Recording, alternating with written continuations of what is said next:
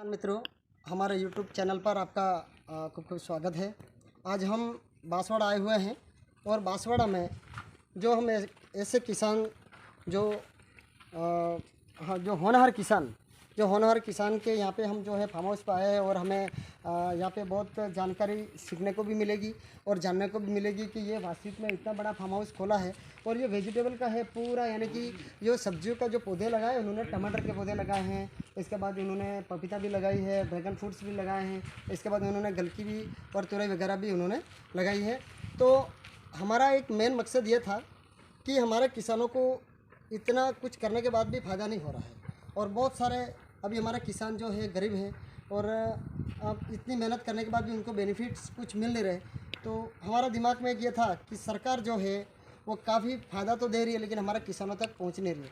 तो हम सभी हमारे जो ट्रेनर है वो मिल कर के और हम एक योजनाबद्ध हमारे किसानों को कैसे फ़ायदा होगा और हम किस तरह से उनको बेनिफिट दें और किस तरह से हमको खेती करवाएं।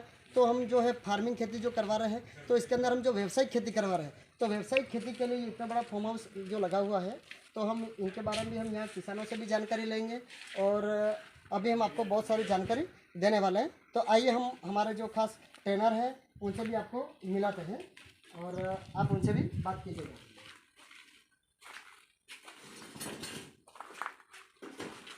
सर नमस्ते, कैसे हैं आप? बस बढ़िया है सर।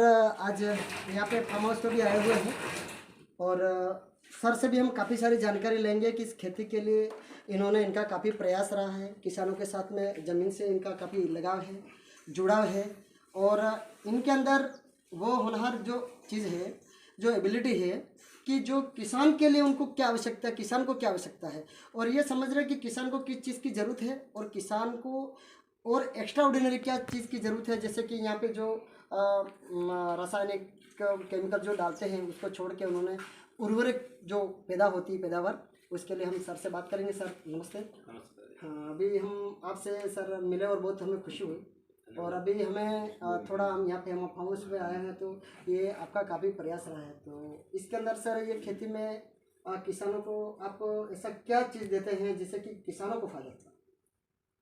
देखिए, किसानों के लिए आज जो सबसे बड़ी समस्या वो हो रही है, एक तो उसका खेती के अंदर खर्चा बहुत बढ़ता जा रहा है, उत्पादन घटता जा रहा है, मेहनत लागत बढ़ रही है और लास्ट में अंत में वो देखता है तो उसकी जो फसल उगती है उसको वो ट्रांसपोर्ट करके मंडी तक पहुंचाता है तो वो भी उसकी जेब से देना पड़ रहा है। ठीक है। तो किसान घाटे में जा रहा है। उसकी एक ही वजह है कि उसकी जो ज़मीन है उसकी उत्पादन क्षमता कम होती जाती है और दिनों दिन उसको यूरिया डीएपी कीटनाशक के डोज बढ़ाते हुए जाने पड़ रहे हैं, जिसका एक असर बीमारियों के रूप में हम देख रहे हैं। आज बहुत सारे हॉस्पिटल्स वगैरह खुल रहे हैं। तो आज से जो 40 साल 50 साल पहले जो खेती हुआ करती थी, जो हमारे दादा परदादा वगैरह किया करते थे, वो इस तरह से किया करते थे कि उस समय ना तो कोई हॉस्पिटल की जरूरत होती थी, खान पान इतना शुद्ध था, ज़मीन ऐसी थी जहाँ पे कोई ट्रैक्टर वगैरह की ज़रूरत नहीं होती थी और बैलों से भी एक खेती हो जाया करती। तो फिर देखा गया, कंपनी की ओर से भी हमने भी ट्रेनिंग ली और उसमें भी यही देखा और समझ में आया कि ऐसा तो क्या था कि रातों रात मतलब कि बैल से जो खेती जो ये लोग करते थे हकाई वगैरह वो बंद हो गई, ट्रैक्टर चालू हो गए। ट्रैक्टर भी 25 हॉर्स पावर के बाद 50 के लगाना पड़ रहा है। अब आते आते ऐसा हो गया कि 75 के भी लगाने पड़ जाएंगे। तो ज़मीन की कठोरता बढ़ती जा रही है, जिसकी वजह से जो फसल हम लगाते हैं उसका प्रॉपर तरीके से जो उत्पादन मिलना चाहिए या फिर जिस तरह से उसकी ग्रोथ होनी चाहिए वो नहीं हो पा रही है। और किसान क्या है कि समाधान ढूंढता जा रहा है लेकिन उसको सही समाधान नहीं मिल पा रहा है। किसान ऐसा नहीं मेहनत नहीं कर रहा है या पीछे हट रहा है, लेकिन उसको सही तरह की गाइडलाइन नहीं मिल पा रही है और मिल भी पा रही है तो मतलब कि या तो वो लोग ऐसे हैं जो लालच के कारण से उसका शोषण करना चाहते हैं, उसके पैसे निकलवाना चाहते हैं और आज जो किसान है वो कर्जे के अंदर ही रहता है।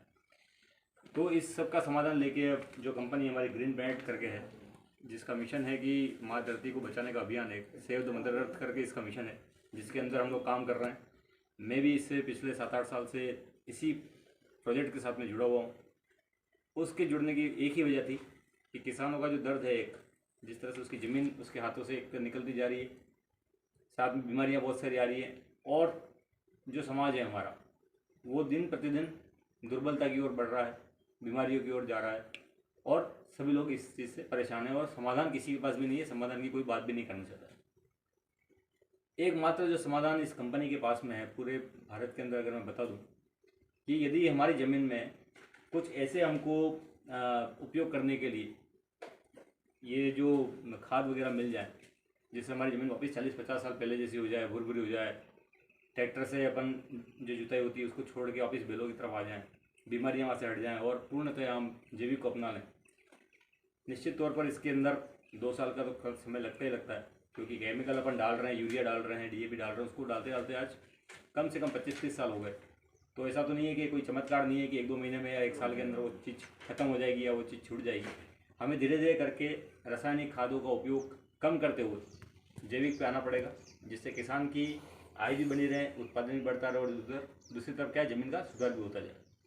तो उसको देखते हुए मैं बहुत ही हमारे कर्मठ किसान जो हैं, जो कि हर वक्त ऊर्जावान रहते हैं और वो नए नए नवाचार करते रहते हैं, उस तरह के अमरंग भाई जो हैं वो मुझे हरी जी भाई साहब के थ्रू यहाँ पे मिले उनके, और हम इनके खेत के ऊपर यहाँ पे आए हैं। तो बहुत इनकी जितना परिश्रम किया है इस खेत के अंदर, इन्होंने जो समय दिया है और जिस इन्होंने लगनता से इसकी मेहनत करने के बाद में इसका जो उत्पादन अपन ने देखा अभी थोड़ा सा जाके, चाहे पपीते हों, चाहे आपका ड्रैगन फ्रूट हो या टमाटर हो या फिर करेले, जो भी जितनी भी सब्जियाँ हैं, दिन रात एक करने के बाद में जैसा बताया इन्होंने इस प्रोडक्ट को, उत्पादों को डाला, और आज इनके खेत के अंदर हम चलते हुए देख रहे हैं कि जो केचू हैं वो निकल के बाहर आ रहे हैं।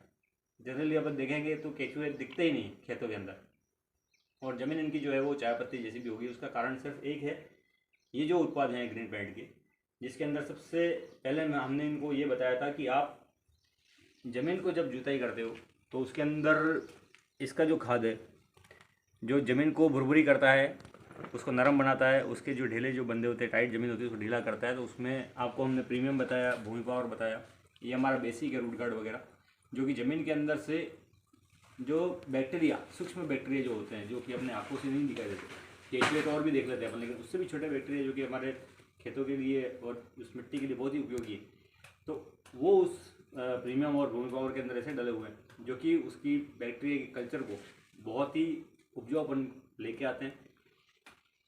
एक ऐसी चिलेट नैनो बेस टेक्नोलॉजी के अंतर्गत हम लोग ऑस्ट्रेलियन और न्यूजीलैंड की टेक्नोलॉजी को अपनाते हुए उस प्रोडक्ट के अंदर काम कर रहे हैं, जो कि उसमें ऐसा है कि जैसे ही वो दाना है हम खाद का, उसको इस तरह के दाना आते हैं भूमि पावर वगैरह के, तो ये दाना जैसे ही लॉक है ये भी, तो ये आप देखेंगे इस दाने को, इस तरह से दाना है ये खेत के अंदर जाएगा और ये 4 किलो 1 एकड़ के अंदर चलता है। तो 1 एकड़ में अगर 4 किलो अपन डालते हैं तो ये क्या करता है, इसका लॉक खुलता है, इसको हवा, पानी और नमी और मिट्टी मिल जाती है, तो इसके अंदर के बैक्टीरिया जो होते हैं अपने आप गुणंत रूप में होना शुरू हो जाते हैं, 2 से 4, 8, 16, 32 करके बढ़ने शुरू हो जाते हैं। और एक ज़मीन के अंदर जो लेबर काम करती है, जो खेत में ट्रैक्टर वगैरह काम करते हैं, वो स्वतः ही वो जीवाणु उसमें काम करना शुरू कर देते हैं, और ज़मीन को दिन रात उपजाऊ बनाने के लिए वो लोग इसमें बैक्टीरिया जो है उसमें काम करते हैं। दूसरी बात आती है कि यार हमने जो बीज डालते हैं, आज ये अपन कोई भी किसान भाई बीज का पैकेट लेके आता है, जो भी उसको फसल डालनी होती है, तो उसके पहले से ही लिखा होता है कि इसके ऊपर जो जर्मिनेशन होगा इसका वो 65% से 70% होगा मैक्सिमम। अब वो 100 रुपये लेके आता है तो 30 रुपये का घाटा उसका सीधा वहीं हो गया, क्योंकि पहले लिखा है कि 70 रुपये का ही बीज उगेगा, आपका 100 बीज दिए हैं तो 70% ही जर्मिनेशन आएगा, तो बाकी 30 रुपये का घाटा हो गया। तो वो 30 रुपये के घाटे को अपन कैसे कवर कर सकते हैं, उसके लिए कंपनी ने एक सीड ट्रीटमेंट करके एक आता है, हमारा प्रोडक्ट है ये ग्रीन पैड का। इसको क्या करना होता है कि इसका लेप जो होता है वो बीज के ऊपर लगाना पड़ता है। तो जहाँ 70% जर्मिनेशन कहती है कंपनी या पैकेट के ऊपर लिख के, तो वो 70% बढ़ के 95-98% तक आ जाता है। तो जहाँ उसका घाटा 30 रुपये का हो रहा था, वो घाटा 2 से 4 रुपये के बीच का रह जाता है आगे। तो हमने 20-25 रुपये तो उसके वहाँ पे ही मतलब कवर करवा दिए किसान के। दूसरी इसकी खूबसूरती ये है कि जैसे ही ज़मीन के अंदर से वो जो पौधा अंकुरित होगा वो एक साथ होगा, ये नहीं कि एक पौधा आज निकल रहा है, कल परसों निकल रहा है, एक बाद में निकल रहा है और एक कोई बीज सड़ के ख़त्म हो गया जो कि बीमारियाँ फैलाएगा। तो उन सारी चीज़ों से बचने के लिए ये सीड ट्रीटमेंट का अपन उपयोग करते हैं। उसको डालने के बाद में जैसे ही वो पौधा 15 दिन का हो जाता है, तो जैसे अपने घर में एक छोटा बच्चा होता है, वो नया मतलब घुटने से चलने के बाद में थोड़ा सा कुछ खाने लायक होता है, तो अपने घर में उसको बहुत खुराक देते हैं कि ये भी खाएगा वो भी खाएगा करके, ताकि इसका स्वास्थ्य भी सही रहे, बीमार कम पड़े, इसकी रोग प्रतिरोधक क्षमता जो है वो सही हो। तो उसके लिए हमने फिर क्या किया कि ये इसको जैसे ही 15 दिन का अपना फसल हो जाती है बच्चे की तरह छोटी सी, तो उसका सहारा देने के लिए उसकी ग्रोथ बराबर हो, उसका विकास बराबर हो, फली फूल हो, उसका तना मजबूत रहे, उसको कम बीमार पड़े, उस तरह से ये एक नाइट्रोकिंग है और एक ग्रो करके आती है। हम इन दोनों चीज़ों को मिलाने के बाद में उसके ऊपर छिड़काव करते हैं। छिड़काव 7 दिन में एक बार करना होता है। अगर आप 7 दिन के अंदर छिड़काव करते हो, इस तरह से हफ्ते के अंदर आप या 3 से 4 कर देते हो छिड़काव इसके, तो आपकी फसल को आप देखोगे कि उसकी जो ग्रोथ हो रही है वो दूसरे फसल की ग्रोथ के बराबरी अगर करते हो आप, तो उससे यहाँ पे 50 से 60% इसकी पैदावार बहुत ज़्यादा फास्ट तरीके से ग्रोथ करता है। ठीक है, पैदा ज़्यादा जल्दी बड़ा होता है, तना मजबूत रहता है, पौधा हेल्दी रहता है, उसकी शाखाएँ बहुत ज़्यादा निकल के आती है, उसको बीमारियाँ कम लगती है। ये कितने ml में, कितने एकड़ में कितने ml इसमें डाले थे? ये सेम वही बात बताई कि अगर छोटा बच्चा घर में है, अगर 1 साल का है, तो उसको डॉक्टर 5 ml दवाई देता है। और वही चीज़ अगर वही बीमारी अगर बड़े को होती है किसी को, तो उसको कहता है कि भैया तू 1 चम्मच पूरी खाए, कम से कम 20 ml उसको लेनी पड़ती है, 15-20 ml। तो यही जैसे एक छोटा बच्चा है, अभी अपनी फसल 15 दिन की, तो अपन इसको क्या करेंगे, 10 ml डालेंगे, 10 ml, लेकिन दोनों 10 ml डालेंगे। एक टंकी जो होती है अपनी 16 लीटर 15 लीटर की आती है, उस पानी के अंदर अपन को ये डालना पड़ता है। उसके बाद जैसे ही फसल अगर 1 महीने की हो जाती है तो डोज थोड़ा बढ़ जाता है, 15 ml हो जाता है, उसके बाद 20 ml तक जाता है, फिर 30 ml भी जाता है। तो 2-2.5 महीने के बाद 30 ml तक अपन इसको डालते हैं। एक फसल में कितनी बार अपन ये डाल सकते हैं? एक फसल में देखो इसके चरण है। सबसे पहले जैसे इसका पौधे का विकास हो रहा है, जड़ से उसका तना मजबूत होता हुआ आ रहा है, तो इसको 1.5 महीना कम से कम इसको अपन डालना पड़ता है। 7-7 दिन के अंदर इसका स्प्रे किया जाता है। 4 स्प्रे होते हैं, 4 से 5 स्प्रे बस। उसके बाद में जब पौधा 1.5 महीने 2 महीने का हो जाता है, तो उसके ऊपर फूल आने लगते हैं, उसमें मोर आने लगती है। अब सीधी सी बात है कि अगर हवा चल गई तो आपके मोर जो है वो खर जाएंगे, फूल जड़ जाएंगे। अब फूल जड़ कर मोर गिर गए, इसका क्या मतलब हुआ, पैसे गिर गए किसान के, बिल्कुल राइट। क्योंकि वहाँ उत्पादन आने नहीं, फल आने नहीं है। तो उसको मजबूती से टिकाने के लिए हम ये ब्लूम का उपयोग करते हैं। तो वापस से ब्लूम के साथ में यही नाइट्रोकिंग और ग्रो डालते हैं मिला के। ये तीनों मतलब जो होता है एक ही टंकी में तीनों डाल, एक ही टंकी में तीनों डाल देते हैं। 15-15 ml तीनों जाता है। उसके बाद में जब मोर आते हैं तो इसके अंदर क्या है, बोरॉन है कुल। तो बोरॉन क्या करता है कि उसको मजबूती देता है, उसको फूल को जो हवा के कारण से या कुछ होता है तो उसको अपन रोकते हैं, इसको गिरने नहीं देता है। गिरने देता है। फूल और इसकी फूलों की संख्या ज़्यादा बढ़ा के रखता है। फ्लावर बहुत ज़्यादा आते हैं, मल्टीपल आते हैं, तो ज़्यादा फूल ज़्यादा आएंगे तो फल भी ज़्यादा लगेंगे और उत्पादन भी आपका बढ़ेगा। लेकिन हम इस तीनों की चीज़ों को मिलाते हुए इसमें एक और हमारे पास प्रोडक्ट आता है जिसको स्प्रेडोल 90 कहा जाता है। तो वो जो प्रोडक्ट है वो क्या है कि इसमें 6 तरह का काम करता है। आज जनरल अगर मैं आपको बात बताऊं तो जो आम किसान होता है वो शैम्पू का पाउच फाड़ के और टंकी में डाल देता ताकि दवाई मेरी चिपक जाए, वो एकदम पानी के साथ में खेत में नहीं टिपके। तो क्या होता है, वो जो स्प्रेडोल 90 हम इसके साथ डालते हैं वो एक साथ 6 तरह काम करता है। वो इस दवाई को पौधे पे चिपकाता है, चिपकाने के बाद उसको रसाने का काम करता है, एक पत्ती से दूसरी तरफ ले जाने का काम करता है, वो जड़ों तक उतारने का काम करता है। मतलब वो लेमिनेट का भी काम करता है, एक्टिवेट का भी काम करता है, पेनिट्रेटर का भी काम करता है। ठीक है, और इस तरह से उसके 6 काम हैं एक ही दवाई के। तो ये उसके साथ में जाता है, ताकि क्या होता है कि अगर ये अपन उस पर छिड़काव करते हैं पौधे के ऊपर, तो जनरली क्या होता है कि वो पौधे के ऊपर से स्लिप होके दवाई खेत के अंदर नीचे गिर जाती है। तो गिर जाती है तो मतलब आपने जो दवाई डाली उसका तो उपयोग जो मिलना चाहिए था उस पौधे को तो मिला ही नहीं।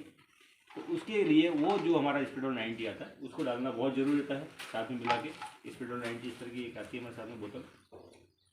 तो अब क्या होता है कि स्प्रेडोल 90 मिलाने के बाद में वो उस पर चिपकता है, रसता है, एक तरफ से दूसरी तरफ जाता है और वो बिल्कुल उसकी जड़ों तक वो दवाई पहुँच जाती है। तो अपन जो दवाई अपन जो डाल रहे हैं उसका 100% उपयोग हो, इसके कारण अपन इसके साथ में वो मिला के डालते हैं। तो ये सारी तो एक बेसिक चीज़ हो गई जो कि उसकी ग्रोथ के लिए क्या काम आती है। अब शुरुआत जो होती है वो अपनी होती है इसके अंदर बीमारी आने की। अब जब बच्चे बड़े होते हैं मौसम की भी बीमारी पड़ती है, ठंड से गर्मी आती है, गर्मी से बारिश आती है, जैसे ही भी होता है मौसम परिवर्तन होते हैं, अचानक पाला गिर जाता है ठंड के लिए, तो वो जो होता है ये खुले के अंदर जो पौधे होते हैं उसको बहुत क्षति पहुँचाने का काम करता है। तो उससे बचने के लिए हमारे पास में एक स्ट्रेस आउट करके होता है, जो कि अभी आप ठंड के दिन में आने वाले हैं तो अपन देखेंगे गेहूँ लगेंगे या दूसरी कोई सब्जियाँ लगाएंगे तो पाला बहुत गिरता है। तो पाला गिरता है तो क्या होता है, पत्तियाँ जल जाती है। तो ये एक छतरी की तरह का काम करता है क्योंकि ये सिलिकॉन बेस है। तो सिलिकॉन क्या करता है कि उसके पत्ती के ऊपर जैसे ही वो चीज़ पाला गिरेगा वो स्लिप होकर नीचे गिर जाएगा, पानी नीचे गिर जाएगा सीधा। सीधा नीचे गिर जाएगा, तो फसल को नुकसान नहीं होगा। दूसरा, विपरीत परिस्थिति जब भी होती है, जैसे कि अभी पता है कि बारिश आने वाली है लेकिन बारिश नहीं आई है, अब फसल डाल दी है, अब बारिश नहीं आएगी तो पता है कि फसल तो खत्म हो ही जानी है। तो उस विपरीत परिस्थिति के अंदर भी अगर उसको टिका के रखने का काम करता है तो ये स्ट्रेस आउट हमारा करता है। मतलब जब भी विपरीत परिस्थिति आने वाली होती है पौधों के साथ में, फसल के साथ में, तो उसको उससे बाहर निकलने का काम हमारा स्ट्रेस आउट एक करता है। ये कब कब डालना होता है सर, कितना डालते हैं? इसको ये 15 ml डालना होता है एक 15 लीटर की टंकी के साथ में मिलाकर, और वो जब जब डालना होता है तब तक आपको लगेगी यार अभी बहुत ज़्यादा गर्मी आ रही है, पानी की ज़रूरत है, पानी नहीं आ रहा है, या फिर पाला बहुत ज़्यादा गिर गया, ठंड आ रही है, बिल्कुल पाला गिरने की स्थिति के अंदर पूरे जल रहे हैं, या फिर बेमौसम इतनी सारी बारिश हो जाती है कि अपने फसल को नुकसान होता है, तो भी इसको डाल दिया तो ये बारिश का असर इसके ऊपर, मतलब ये समझ लो 60-70% ही बचा देगा। क्यों बचाएगा? क्योंकि वो सीधा उसके फसल की पता लगने नहीं देगा, वो सीधा ज़मीन पे गिरा देगा उस चीज़ को। तो ये शेड का काम, छतरी की तरह का काम एक ये करता है। ठीक है। अब दूसरा क्या है कि कभी वायरस का भी अटैक हो जाता है। जैसे अमरिन भाई ने यहाँ पे पपीते लगा रखे, पपीते एक बहुत सेंसिटिव नाजुक फसल है, इसके ऊपर बहुत वायरस आ जाते हैं। वायरस के कारण क्या सिकुड़ जाते हैं। जैसे कि मैं आपको बताऊँ, ये टमाटर है, टमाटर के भी पत्ते सिकुड़ जाएंगे। वायरस का अटैक होगा तो वायरस क्या करेगा, उसकी जान ले लेगा पौधे की। तो उससे बचाने के लिए हमारे पास वायरसोल आता है। कोई मूंग की दाल, मतलब मूंग कर रहा है दाल करके, तिलहन की भी होती है खेती, दालों की होती है, तो उसमें एक पीली चद्दर पूरी की पूरी चढ़ जाती है एक साथ से, और वो इतनी फास्ट होती है कि 1 से 2 रात के अंदर पूरा खेत बिगाड़ कर देती है। उस समय अगर वायरसोल का आपने छिड़काव कर दिया तो ये समझ लीजिए कि आपके वायरस से आप काफ़ी हद तक बच जाओगे। तो ये छोटी छोटी ऐसी बातें होती है जिसको समझना बहुत जरूरी होता है। बहुत से लोग यहाँ पे मक्की करते हैं हमारी इधर, तो मक्की के अंदर भी एक प्रॉब्लम आती है कि वो डंडा खड़ा खड़ा पीला पड़ जाता है, सूख जाता है और वो ख़त्म हो जाता है, और किसान को पता ही नहीं चलता बीमारी कहाँ आई है, क्योंकि वो जड़ के बिल्कुल बीच में से आती है। तो उस अटैक को रोकने के लिए, जड़ गलन जो होती है उसको रोकने के लिए मात्र एक ही प्रोडक्ट है, फंगोहिट। ये एक ऐसा प्रोडक्ट है, इसके साथ में किसी भी कोई दूसरी दवाई नहीं मिलाई जाती है, सिर्फ फंगोहिट का ही स्प्रे किया जाता है। इसके साथ कोई दूसरा प्रोडक्ट हमारा यूज़ में नहीं आता है। जो पीलापन आता है मक्की के अंदर वगैरह, तो उसको जो जड़ गलन हो जाती है उसको रोकने के लिए ये फंगोहिट बेहद उपचार, मतलब कारगर हुआ है। बहुत ही अच्छा प्रोडक्ट है ये। दूसरा मैं आपको बताऊं तो ये है ऑर्गोमाइट। जैसे कि कोई लोग होते हैं जो कि मिर्ची की भी खेती करते हैं, नाजुक फसल है मिर्ची बहुत, उसका माथा बन जाता है यूँ बोलते हैं ऊपर से, क्योंकि इसको टोटी बोलते हैं, टोटी बोलते होंगे, तो वो पूरा ऐसे करके जकड़ देती है, माथा बांध देती है, तो उसकी पौधे की ग्रोथ वहीं रुक जाती है, पौधा खत्म हो जाता है, और उसका रस जितना भी होती है वो ये मकड़ी जो होती है वो चूस लेती है। तो उन माइट्स को मारने के लिए, चाहे वो वाइट फ्लाई हो गई या किसी भी तरह के कीट हुए जो उड़ती हुआ, तो उसको मारने के लिए ऑर्गोमाइट करके आता है अपने पास, उसका यूज़ होता है। जब भी आपको लगे कि यार ये मकड़ी का कहीं ना कहीं अटैक हुआ है, उस समय आप इसको डाल सकते हैं, यूज़ कर सकते हैं। ठीक है। अब आप ये पूछोगे कि यार ये सारी दवाइयाँ तो ऐसी हैं कि है तो कीटनाशक, लेकिन कीटनाशक में भी अगर अब हम कंपेयर करें एलोपैथिक और आयुर्वेदिक के रूप में, तो एलोपैथिक जो शरीर के अंदर बीमारी ठीक कर देती है लेकिन अच्छे अंगों को भी खराब कर देती है, उसके साइड इफेक्ट भी करती है। तो इसका ये क्या है कि ये ऐसी पेड़ पौधों की मतलब कि पत्तों से मिलकर ये औषधि तैयार हुई है, जिसको अगर किसान पी के आत्महत्या करना भी चाहेगा तो भी उसको उल्टी दस्त होगी, वो मरेगा नहीं, इतना सेफ है। तो आप समझ सकते हो कि मतलब एक जो दवाई जिसको कहता है किसान लेने जा रहा है, एक्चुअली वो जहर लेने के लिए आता है बोतल, क्योंकि दवाई होती तो वो जिंदा रहता ना, मर थोड़ी जाता, बिल्कुल सही। वो जहर है, लेकिन कहता है मैं दवाई लेने जा रहा हूँ, लेकिन वो जहर वो इतना है कि वो डाल के आज अपना जो समाज है वो पूरा जहरीला हो गया है, और बीमारियों की जकड़ में एक उससे पेस्टिसाइड से भी आ गया है। तो ये हमारा ऑर्गोमाइट है। और एक लास्ट में एक और प्रोडक्ट में कहना चाहूँगा कि प्रिकॉशन जो होती है वो बेटर देन क्योर है। मतलब पहले से ही आप सावधान रखेंगे तो आपको बीमारी आएगी नहीं, पहले से ही आप सावधानी बरत लीजिए। तो हमारा ये इसमें नीम करके आता है, नीम स्प्रे आता है और नीम ऑयल आता है। आप प्रायः देखेंगे कि पूनम और अमावस्या के दिन में कीटों का प्रकोप बहुत ज़्यादा खेतों में देखा गया है। उसका साइंटिफिक रीज़न ये होता है कि उस समय जो 12 और 13 के दिन में कीट जो होते हैं वो अपने अंडे बहुत ज़्यादा छोड़ देते हैं फूल पत्तियों के ऊपर, पौधों के ऊपर। तो जो वो 2-3 दिन के अंदर उसमें से वो कीट बन जाते हैं और आपकी फसल को बर्बाद कर देते हैं। तो ये नीम ऑयल ऐसा है कि वो अंडे को पनपने ही नहीं देता वहाँ, और अंडे को भी ख़त्म कर देगा, तो आपकी कीट आएंगे ही नहीं।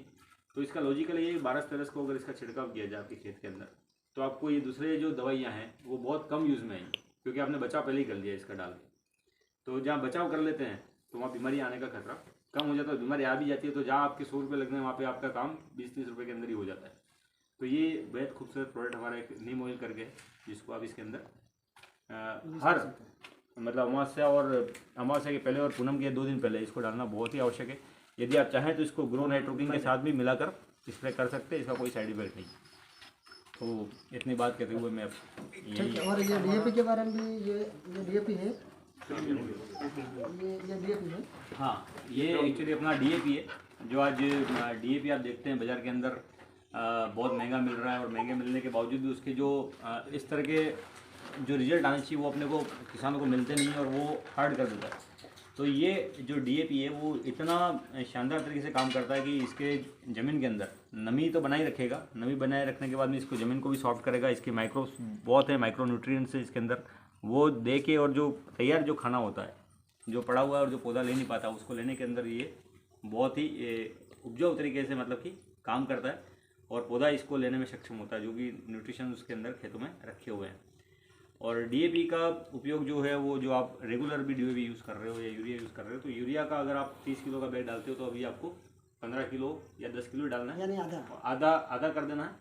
और दूसरी बार आप वापस इसको यूज़ करोगे तो पहले अगर आपने 15 किलो यूज़ किया था तब 7.5 किलो करो, और तीसरी बार जब करोगे तो आप 4 किलो या 3 किलो करो, उसके बाद आप बंद कर दो।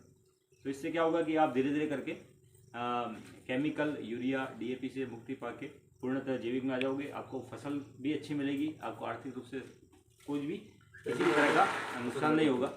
और दूसरी चीज़ ये है कि आज किसान यही डरता है कि मैं जैविक पे आ जाऊँगा तो मेरे तो फसल ही बैठ जाएगी, मैं खाऊंगा क्या, उत्पादन कुछ नहीं आएगा। तो ऐसा नहीं, हम लोग धीरे धीरे करके जो है उसको जैविक के ऊपर लाते हैं, धीरे धीरे करके उसको डीएपी यूरिया और पेस्टिसाइड की डोज कम करा के और इसके ऊपर लेके आते हैं, और फिर 3 साल बाद देखते हैं तो किसान इसके ऊपर आ जाता है, और 2 साल कर लेगा, 5 साल, तो 5 साल के बाद में इसके जो खर्चे हैं वो भी और आगे हो जाएंगे। खरपतवार जो है वो कम आएगी, ठीक है ना। तो इस तरह से ये, और आप चलो सर, धन्यवाद, आपने हमें इतना समय दिया, और हमें बहुत कुछ सीखने मिला। और हमारा भी हमारा यही मिशन है कि जहर मुक्त खेती और रोग मुक्त मानव, हम इस पे ही काम कर रहे हैं, और आपने हमें इतना समय दिया, इसके लिए खूब खूब धन्यवाद, शुक्रिया।